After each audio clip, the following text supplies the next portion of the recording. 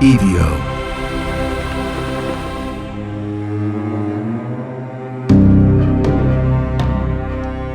There are winters that feel honest. They come roaring across the mountains with teeth and intention. And they warn you long before they arrive. The sky bruises purple, the wind sharpens, the trees lean into the gusts as though bracing themselves. In winters like that, you know where you stand. You respect the season because the season makes its expectations clear. But there's another kind of winter. It's quieter, more deceptive. Snow lies over everything like a blanket rather than a threat. The landscape glows in pale light. The silence almost seems peaceful. On nights like that, it feels as though the world has paused for rest, when in truth, it has simply stripped away the noises that usually make us feel safe. Here in California, in the Sierra Nevada foothills, winter silence can feel almost holy. The pines stand unmoving. Wind sighs softly through branches. The world quiets. But beneath that stillness waits a deeper truth. Winter doesn't have to rage to be deadly. Sometimes all it has to do is wait. On the evening of February 24th, 1978, 5 young men left a college basketball game and headed home along roads that began straight and familiar. They were laughing, talking, thinking about tomorrow. They had plans. They had a tournament. They had snacks rattling in those paper bags between the seats. Their world at that moment felt small and safe. But somewhere out there, beyond the city lights, the road that should have carried them back to their homes slowly bent itself toward higher ground, colder air, and absolute darkness.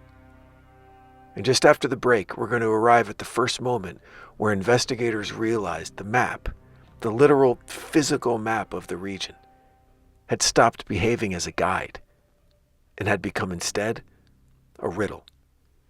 This isn't the story of a killer waiting in the trees.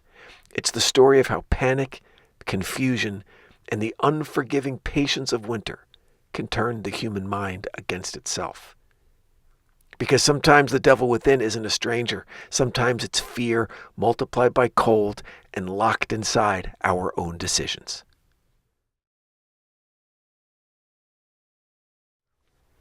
Welcome back to The Devil Within. You're listening to The Wrong Road, Part 1. Chapter 1. The Boys. Before the questions, before the search parties and the helicopters and the speculation, there were 5 friends living ordinary lives in Yuba County.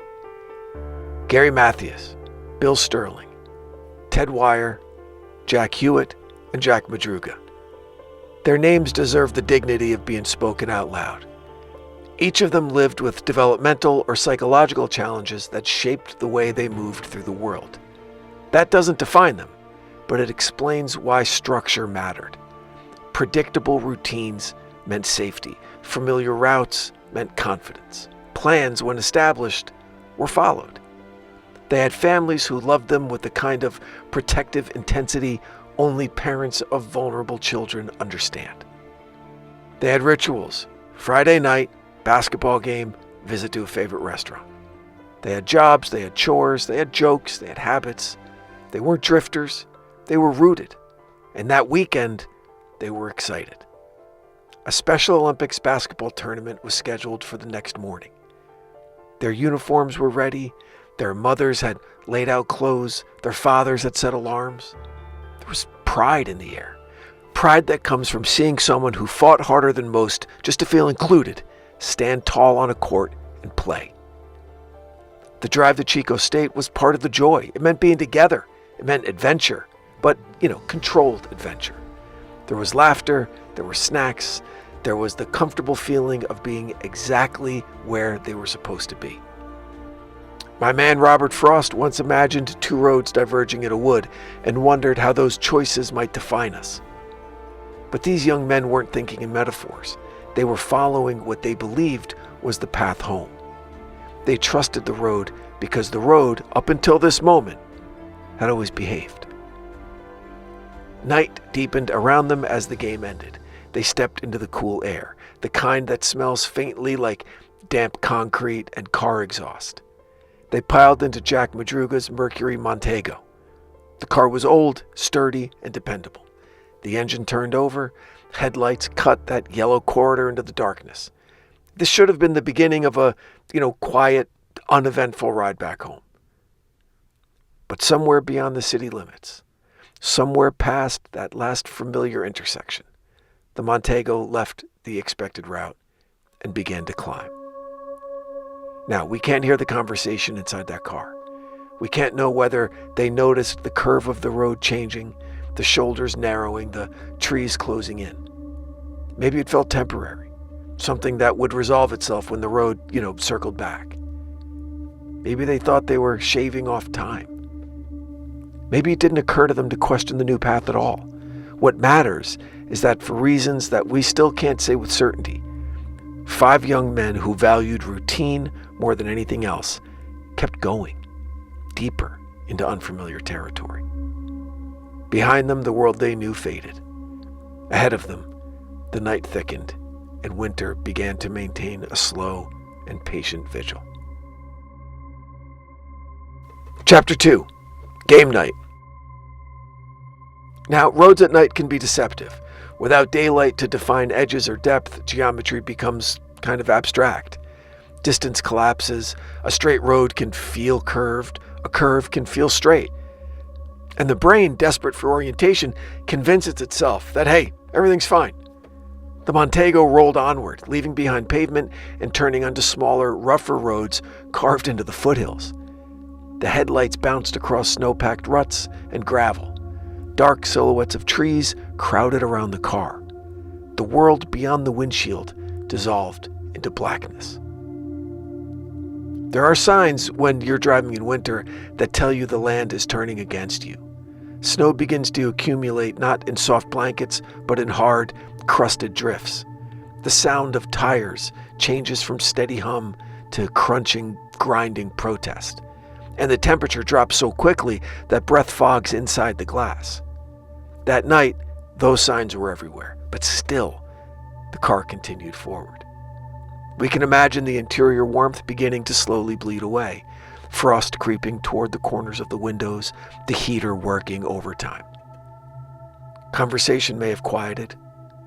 Maybe someone at last admitted uncertainty. Maybe someone else then reassured that person. Eventually, the road narrowed into a track meant for seasonal logging vehicles, not civilian cars. It twisted and climbed, indifferent to human plans. Snow lay deeper here, not gently covering the ground, but swallowing it. Then, at some point, forward motion ceased. The Mercury slid into a mound of snow and came to rest. The rear tires spun uselessly, chewing into the icy surface until they created polished troughs. The car wasn't wrecked. It had fuel. It had served as a lifeboat. Every survival manual agrees. In winter, your car is shelter. You stay put, you conserve heat, and you wait. But fear's louder than manuals. The men turned off the ignition, they locked the doors, they left the vehicle, and they walked into the darkness. And here we position our payoff tees. Because not long from now, when investigators finally find that car sitting by itself at the edge of the forest, they'll realize that the environment simply isn't harsh. It's confusing, profoundly so. And it has swallowed the logic from the decisions left behind. The night around them was absolute. Snow absorbs sound. It takes footsteps, it takes voices, distant engines, and buries them. Wind pushes through pines like a long exhale. Above, the stars burn with icy indifference. Each step into snow steals more warmth from you. Each breath pulls in cold that gnaws at your lungs. Fingers stiffen, your feet numb. Thought slows down. The body turns on itself to preserve the core. Winter in this part of the mountains operates with patience. It doesn't chase you. It waits until you're tired and uncertain and far from any recognizable landmark. And in that waiting, it becomes something like a predator without intent. A force that is simply indifferent to the story unfolding within it. The 5 men walked on, and the forest closed behind them, erasing the path back.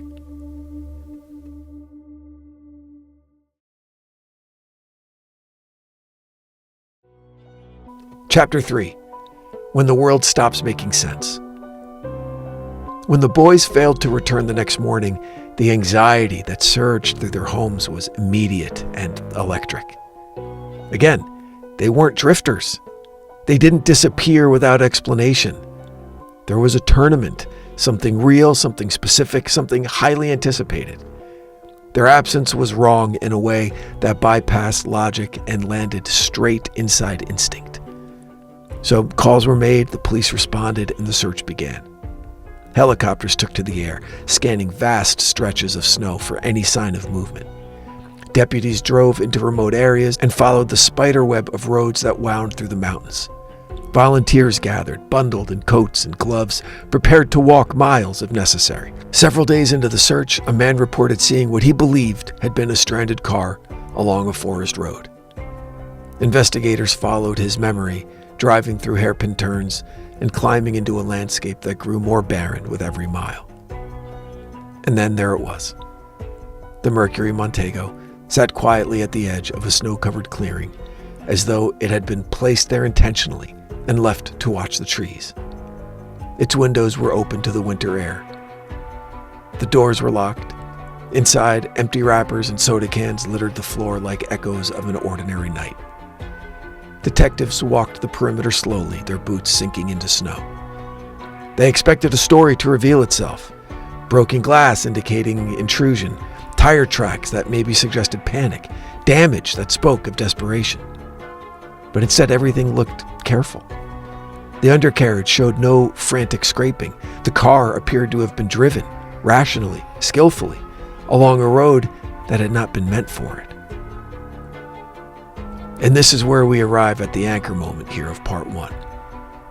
The car wasn't out of gas, it wasn't broken. It could have been rocked free or used as shelter at the very least. Yet the men had abandoned it. Even more unsettling, the faint footprints that could still be traced didn't travel downhill towards civilization, but uphill, away from any possible help. They walked into the trees following a line that may have made sense only to them. Search teams fanned out, calling names into a silence that seemed almost hostile in its refusal to answer. The cold gnawed through gloves, through boots, through skin. Breath turned into small clouds that disappeared instantly.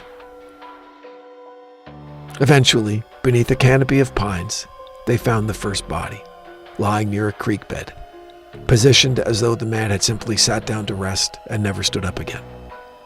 A second body was recovered not far away.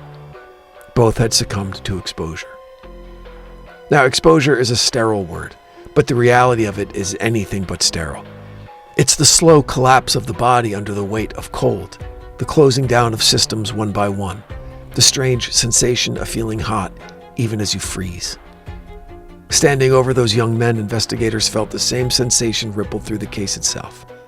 Things were shutting down instead of revealing themselves. There were no criminals to chase. No sinister footprints approaching from the opposite direction. No clear cause that could be folded neatly into reports.